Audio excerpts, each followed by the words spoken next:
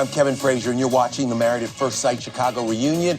I am so excited to be joined by our fabulous team of experts. They do a great job. Dr. Pepper, Pastor Cal, and Dr. Pia.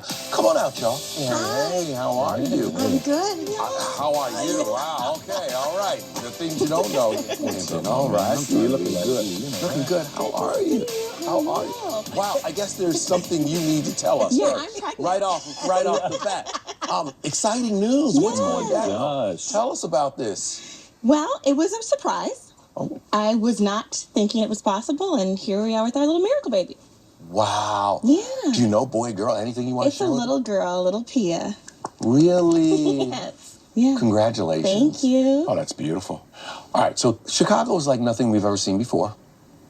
And looking back a year later, what are your overall impressions of this season? I think all of these people impressed us, or we wouldn't have picked them. What I love about this group is I think that everybody wanted marriage. Yes. You know, and I get a different kind of maturity. I agree, and I think for me, on an individual basis, I'm proud of how much they were allowing us to challenge them. And I think each of them have learned a lot about themselves that perhaps they hadn't tapped into prior to coming onto the show. The trickiest thing we do is to try and account for chemistry. And while a new couple emerged, that meant there were two people disrupted. I think we all can agree that that was the biggest disappointment. I understand that if a marriage is not working, you might have a feeling for somebody. I get that, you know. I may not agree with it, but I get it.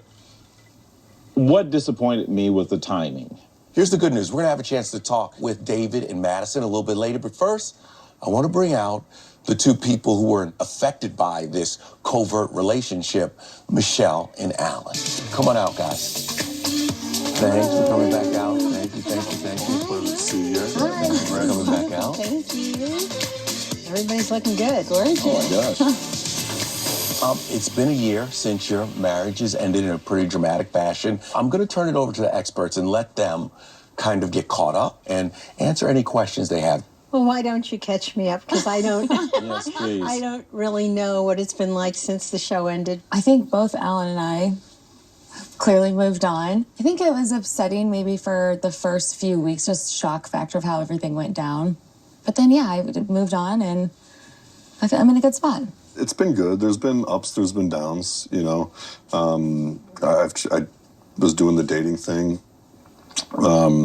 Being on the show has kind of been like a big red flag for people, you know. They're like, well, he's desperate, he's this, he wants me for arm candy. I'm like, no, I'm just trying to be honest. Like, you know, here's where I'm at, you know, recently divorced. Right. So you want to be honest with things when you start seeing potential. And, you know, maybe finding that right moment to communicate that is what I learned. But I did end up meeting somebody that I reconnected with. So far, we're having a good time.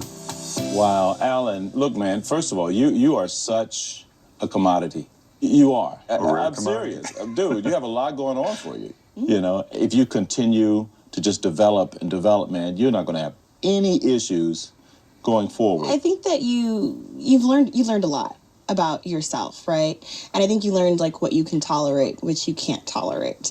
And I think you learned a lot about yourself because you were very open to some of the feedback. You need to work on this, you need to work on that, you need to change this, you need to change that. And so I think that's great. And also I think you learned, well, do I need to change some of these things, right? Like I want to be my authentic self. And I think that I hope that was something that you took away of like, this is who I authentically am. Yeah. And I don't need to bend and maneuver so much for someone else. Yeah, no, I think that was huge. I mean, I think there was a couple points. Like I had a lot of self-confidence issues, but I don't think I actually changed. All the little gestures, they're superficial. Right. You don't like my teeth? Okay.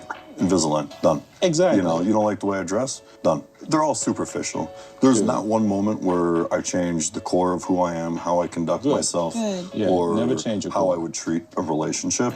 So none of that changed. Yeah, we're talking about things, not core values. Exactly. Those have to stay in place. Yeah. But if someone's willing to accept you at that level, then you don't mind doing the other stuff. Exactly. Michelle, what have you learned that you can take to hopefully a marriage? Yeah.